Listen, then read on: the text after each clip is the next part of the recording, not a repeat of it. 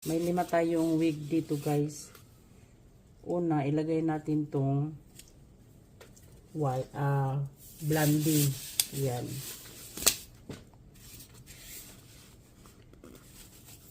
Ito yung blondie natin guys. Pero kailangan natin ng tungtungan para makita yung haba ng buhok. Highlights. Yan. Maganda sa yan. Ang ganda ng buhok niya, di ba? Mas bagay din siya nitong kulot. Yan guys, saka curly siya. Yan. Ikit ng ano niya, hair. Yan o. Yan natin sa taas. Ganda niya. Yan. Same ka white sa mukha niya. Pero maganda rin siya.